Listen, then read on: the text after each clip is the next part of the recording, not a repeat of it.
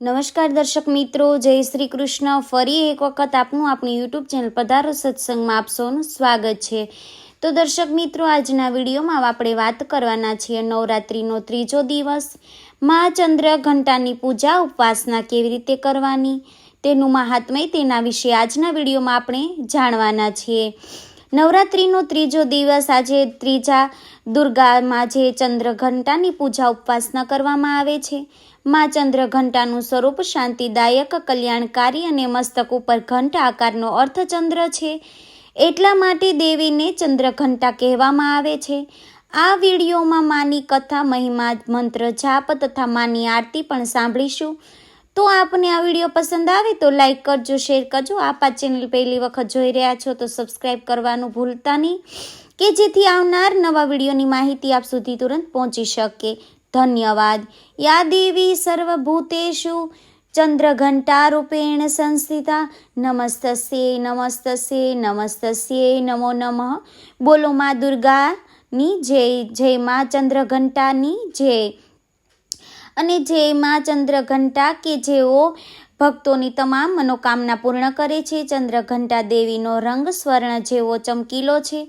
તેમના 10 હાથ છે અને 10 હાથમાં ક્રમશ ખડક, શસ્ત્ર, બાણ, અસ્ત્ર આદિ વિભૂષિત છે. માનું વાહન સિંહ છે અને મુદ્રા યુદ્ધની છે. મા ઘંટાની ભયાનક ધ્વનિથી અત્યાચારી દાનવો, દૈત્યો, રાક્ષસોને સદૈવ કંપાવતા રહે છે. મા ચંદ્ર ઘંટાની ઉપાસનાથી શત્રુ બાધા દૂર થાય છે. મા ચંદ્ર ઘંટાની ઉપાસના કરવાથી સાધકોનું મણિપુર અને ચક્ર પરિવષ્ટ થાય છે અને મા ચંદ્ર ઘંટાની કૃપાથી અલૌકિક વસ્તુઓના દર્શન થાય છે. દિવ્ય સુગંધીઓનો અનુભવ થાય છે તથા વિવિધ પ્રકારની દિવ્ય ધ્વનિ સંભળાય છે.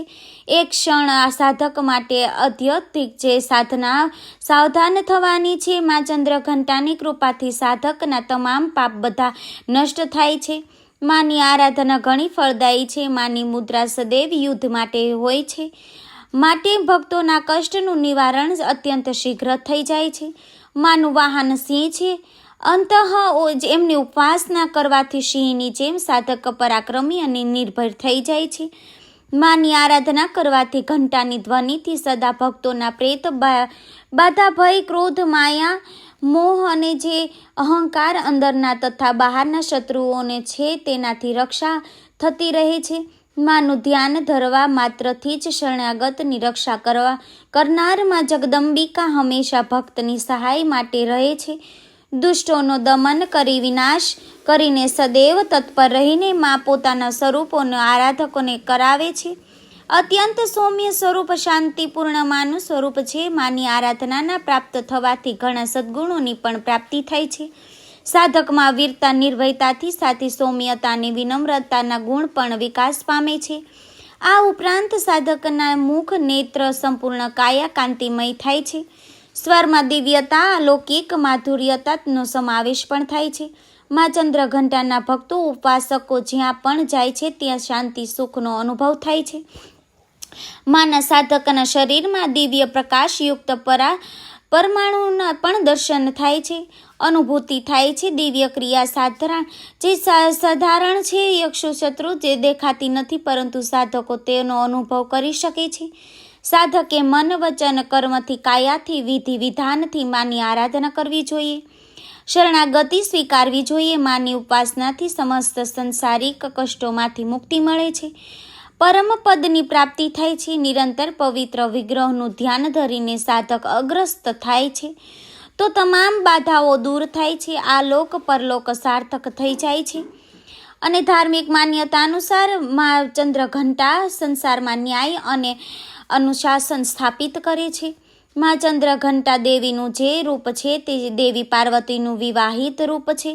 શિવજી સાથે વિવાહ પછી મા એ પોતાના મસ્તક પર અર્ધચંદ્ર સજાવ્યો હતો. એટલા માટે પાર્વતીજી મા ચંદ્ર ઘંટાના રૂપે ઓળખાણા. મા ચંદ્ર ઘંટાનો મંત્ર છે પિંડજ, પવઢ, આરૂઢ, ચંડકો, અસ્ત્ર, કેયુર, પ્રયાદમ જે તનુતો મહિયાતમ, ચંદ્ર ઘંટેન્તિ વિશ્રુતા. મા ચંદ્ર ઘંટાની કથા પણ નિરાળી છે.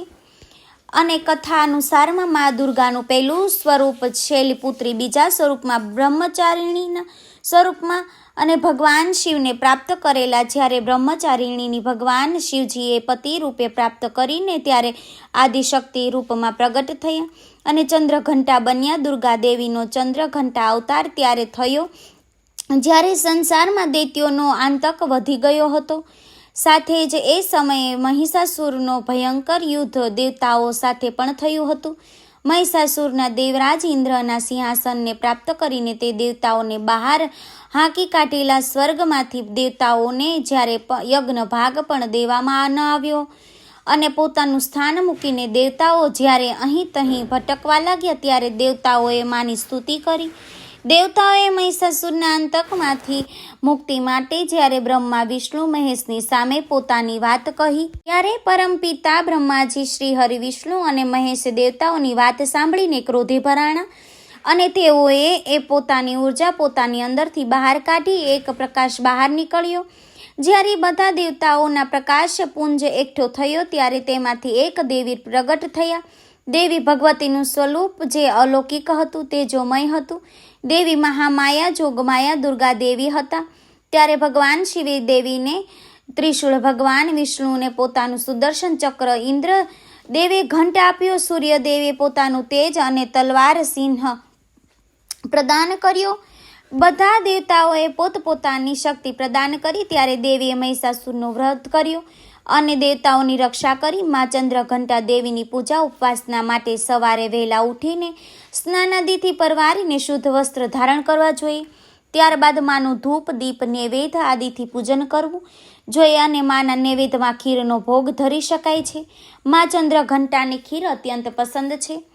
એમાંય સાબુદાણાની ખીર હોય તો કેસરયુક્ત ખીર હોઈ શકે અને દૂધની ખીર હોઈ શકે અથવા તો પંચામૃતનું મિશ્રણ પણ, જે 5 ગુણોનું પ્રતીક છે, જેમાં દૂધ, દહીં, ઘી, મધ, ગંગાજળ અને ખાંડ અથવા સાકર મેળવીને માને ભોગ સમર્પિત કરી શકાય છે. માના મંત્રનો જાપ 108 વાર કરવો. માની આરતી કરવી. દુર્ગા સપ્તશીનો પાઠ કરવો, સાંભળવો ઉત્તમ મનાય છે. જેથી નવરાત્રિ વ્રત કરીએ તે કે ના કરીએ માની પૂજાનું ફળ અવશ્ય પ્રાપ્ત થાય છે. દુર્ગા સપ્તશીનો પાઠ કરવાથી, સાંભળવાથી, મા ચંદ્રઘંટાની ઉપાસના કરવાથી જીવનમાં ઐશ્વર્ય, સમૃદ્ધિ તો પ્રાપ્ત થાય જ છે. દાંપત્ય જીવનમાં પણ સુખ પ્રાપ્ત થાય છે. વિવાહિકમાં આવતી જે સમસ્યા દૂર થાય છે. મા ચંદ્રઘંટાને પ્રિય રંગ છે પીળો અથવા લાલ. તે પહેરીને પણ માની પૂજા કરી શકાય છે. શુભ ફળની પ્રાપ્તિ થાય છે. માને સફેદ કમળ પુષ્પ અથવા ગુલાબનું પુષ્પ પણ ચડાવવું જોઈએ. ત્યારબાદ માની પૂજા થઈ જાય પછી માની આરતી કરી શકાય છે. માની પૂજા સંપન્ન થઈ જાય એટલે દેવીને અપરાધ ક્ષમા સ્ત્રોત દ્વારા ક્ષમા પ્રાર્થના કરવી જોઈએ કે હે માં, હું નથી મંત્ર જાણતી કે નથી હું યંત્ર જાણતી. અરે ઓ માં, હું સ્તુતિ પણ નથી જાણતી, હું આહ્યવાન કરવાનું જાણતી નથી અને કે નથી ધ્યાન પણ, સ્ત્રોત કથા પણ જાણતી નથી. હે માં, મુદ્રાઓ પણ જાણતી નથી અને મને વ્યાકુળ થઈને વિલાપ કરતા પણ આવડતું નથી. પણ હે માં, એક વાત જાણું છું કે કેવળ તમારું અનુસરણ, તમારી પાછળ ચાલવાનું કે બધા કલેશોને, દુઃખો અને વિપત્તિઓને હરી લેનારું છે, સૌને ઉદ્ધાર કરનાર.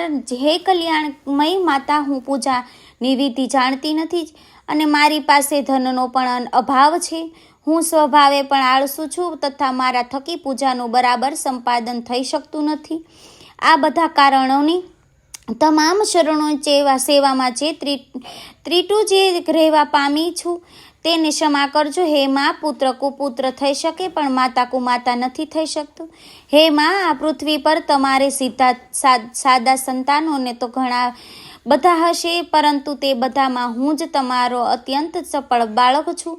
મારા જેવો સંચળ અને કોઈ વિરલ જે હશે કલ્યાણકારી. મારો જે ત્યાગ થયો છે માટે તમારે કદાપી ઉચિત નથી, કારણ કે પુત્ર કુપુત્ર થઈ શકે પરંતુ માતા કુમાતા ન થઈ શકે. જગદંબિકા, હે માં, મેં તમારા શરણોની સેવા ક્યારેય નથી કરી અને હે દેવી, તમને અધિક ધન પણ સમર્પિત કર્યું નથી, તો પણ તમારા જેવા અધમ પર તમને જે સ્નેહ કરો છો તેનું કારણ એ છે કે પુત્ર કુમુત્ર થાય પણ જે માતા કુમાતા ન થાય. હે માતા અર્પણા, જે તમારા મંત્રોનો એક અક્ષર પણ જો કાને પડી જાય તો તેનું ફળ એવું છે કે મૂર્ખ ચાંડાલ પણ મધુપાક એટલે કે પકવાન જેવી મધુરવાણી ઉચ્ચારનારો અને ઉત્તમ વ્યાખ્યા થઈ જાય છે.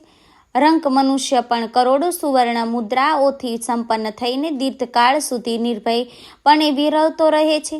જો મંત્રના એક અક્ષરના શ્રવણ માત્રથી જ આવું ફળ હોય તો લોકો વિધિપૂર્વક જાપ કરવામાં રત રહે છે.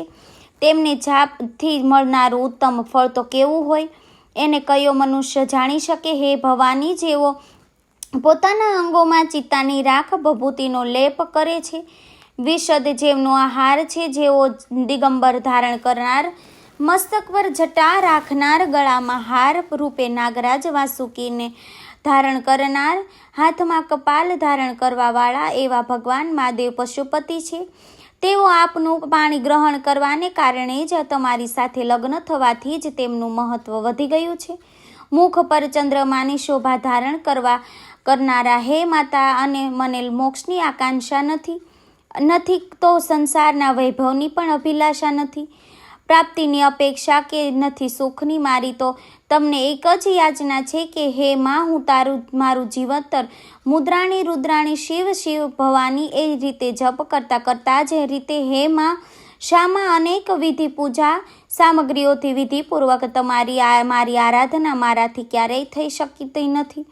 હંમેશા કઠોર ભાવનું ચિંતન કરતી મારી વાણીને ક્યાં અપરાધ નથી કર્યો, અને તેમ છતાં મને તમે સ્વયં મુંજ અનાથ પર પ્રયત્નપૂર્વક જે કંઈ કૃપા દ્રષ્ટિ રાખો છો તે હે માં તમને જ ઉચિત છે. તમારા જેવી દયામય માતા જ મારા જેવા કુપુત્રને આશ્રય આપી શકે. હે માં દુર્ગા દેવી, હે કરુણા સિંધુ મહેશ્વરી, હું આપની વિપત્તિઓમાં ફસાયેલો આજે તમારું જે સ્મરણ કરું છું હે માં, તેને મારી લુચ્ચાઈ માનશો નહીં, કારણ કે ભૂખ તરસથી પીડાતું બાળક માતાને જ યાદ કરે છે. હે જગદંબા, મારા પર તમારી જે સંપૂર્ણ કૃપા છે તેમાં આચર્યશી વાત સંતાન અપરાધ પર અપરાધ કરીએ જતા હોય છે, છતાં પણ માતા તેની ઉપેક્ષા નથી કરતી. કે હે મહાદેવી, મારા જેવું કોઈ પાપી નથી, મને અને તમારા જેવું કોઈ પાપોને હરનારું નથી. એવું જાણીને તમને જે યોગ્ય લાગે છે તે કરો. આ રીતે શ્રી આદિ ગુરુ શંકરાચાર્ય રુચિત દેવી અપરાધ ક્ષમા સ્ત્રોત આપેલું છે. દુર્ગા સપ્તશીમાં તે ક્ષમા પ્રાર્થના મનોમન માને કરવી જોઈએ, જેથી જો આપણે સેવામાં ભૂલ અપરાધ થયો હોય તો માં ક્ષમા કરે અને માં આપણી સેવાનો સ્વીકાર કરે. માં તો માં છે, તે ક્યારેય આપણા અપરાધને જોતી નથી. નાની એવી સેવાને પણ સ્વીકારી લે છે અને ભક્તોની તમામ મનોકામના પૂર્ણ કરે છે. ભક્તિ અને મુક્તિ દેવામાં માં સમર્થ દેવી માં દુર્ગા છે, જે કુળદેવીના રૂપમાં આપણા ઘરમાં બિરાજમાન રહે છે. તેવી જ માં જગદંબિકાને આપણે કોટી કોટી નમસ્કાર કરીએ છીએ. મિત્રો, મને આશા છે કે આપને આ વિડીયો જરૂર પસંદ આવ્યો હશે. યા દેવી સર્વભૂતેષુ માં માતૃરૂપેણ સંસ્થિતા નમસ્તસ્યે નમસ્તસ્યે નમસ્તસ્યે નમો નમઃ. બોલો માં ચંદ્રઘંટા દેવીની જય. મિત્રો, મને સાંભળવા માટે ધન્યવાદ. આપ સૌને મારા જય શ્રી કૃષ્ણ.